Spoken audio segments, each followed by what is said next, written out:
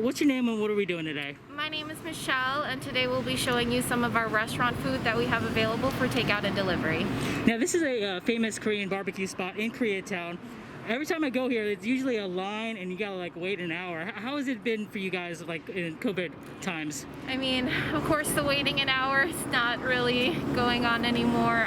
We are doing takeout and delivery at the moment. Most of our delivery is done through third-party delivery apps such as like Postmates, Uber Eats.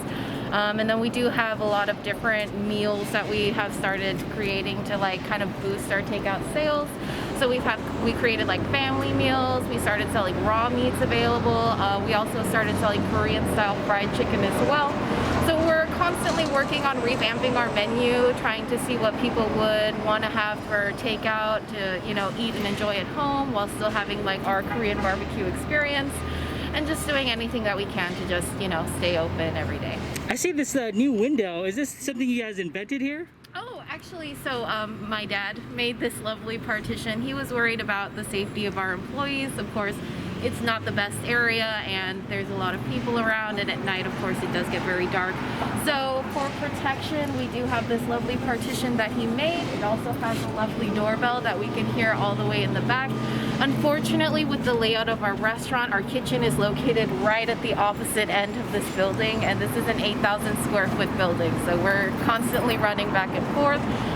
So yeah, he made these wonderful partition. When we were available for outdoor indoor dining, we also had partitions at every single table. He also made like this tent frame, as you can see here. Is this where you have the tables maybe? The tables were on the left hand side. We also had some on the right hand side as well. And then this was for rain cover when there was going to be rain, and then unfortunately we had to close before rain even happened, but yeah. With the partition, did you have to do anything more inventive to like make ways to like be more sustainable? Sustainable, unfortunately, being sustainable was very difficult. As you know, a lot of single-use products was very high in demand, like single-use spoons. And we used to have like silver, like spoons, forks, and things like, and plates, but now we're doing all paper plates, all plastic spoons, and it's very hard to be sustainable during COVID times since people are scared of, you know, just like this basic risk of the pandemic. But yeah, I mean, the best we tried to do was limit paper, so we would try to do like QR coded menus. We do try to pay attention to the takeout and delivery instructions. If they say no utensils, we'll try not to put the utensils in the bag, maybe save some, you know, some things there. But yeah, unfortunately, sustainability is not the easiest option at the moment. The last couple months of like, I miss buffets, Korean barbecue, like crazy. Do you feel like, are buffets over? Like Korean barbecue, are they over? Or is it just like, we gotta wait like another year? You know what, that's really hard to say. I know that like I personally am not comfortable or ready to go to buffets yet, but then when I go to Las Vegas, you know, that's like the highlight of my trip. And they're like wide open. Amazing buffets, exactly, and I want to eat all of the different things they have available. I do think that our style is a little bit more, I guess, pandemic friendly if you think about it, because rather than having all of the food out in the open for anybody to just come and grab, we have our servers that actually bring all of the food to the table, and so that kind of limits the exposure of how many people are handling your foods before you are able to eat it. But as far as like whether or not buffets will survive, I mean, I hope so. I'm super sad about Soup Plantation. That was like my favorite spot. So, I mean, I really hope that they can continue, but probably not, you know, if not this year, hopefully the next. I've been interviewing a lot of restaurant owners, and they've been kind of frustrated with the restrictions, especially in California. Sure. Do you believe in the restrictions, like shutting down outdoor dining? I believe they are necessary if, you know, it's for public safety. I am 100% about like everybody staying safe and trying to stay healthy. But I also think that maybe they don't think about it practically in a sense, because, you know, a lot of their rules, it didn't make sense. And a lot of the times they're not really giving businesses enough notice to prepare.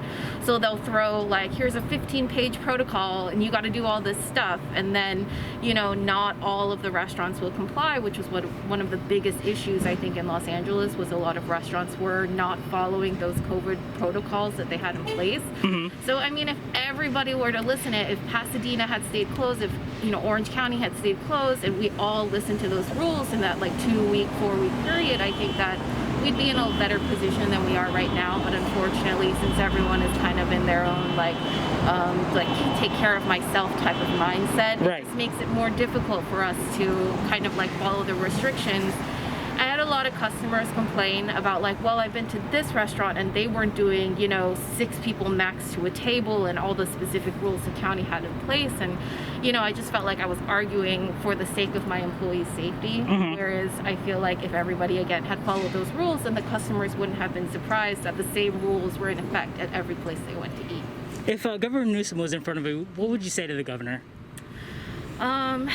I just asking for more support, more help for restaurants, being aware of all the shutdowns that are going on.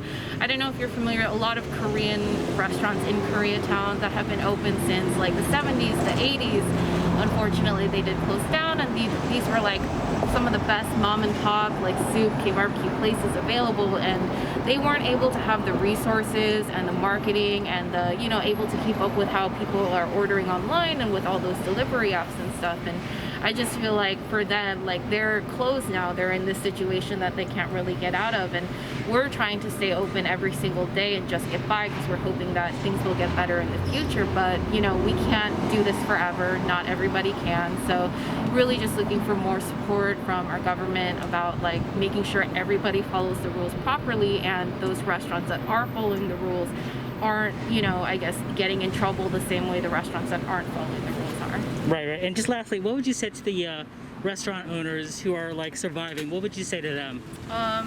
Just keep going. I mean, hopefully the end is near. The vaccines have started rolling out, so all we can hope for is that they start taking in effect, and hopefully sometime soon this year we'll be able to reopen and go back to business as usual. Beautiful. Where can they hit you up for like getting food? Do you have like a website, Instagram, or anything? Of course, yeah. So we have our website, bulgogihut.com. We also have a website for our fried chicken kind of thing that we tried. It's chickenhutla.com. We're on Instagram, we're on Facebook, we're on all the big social media sites, as well as all the big delivery apps. So we're actually very reachable. Beautiful. Thank you so much. Yeah, thank you.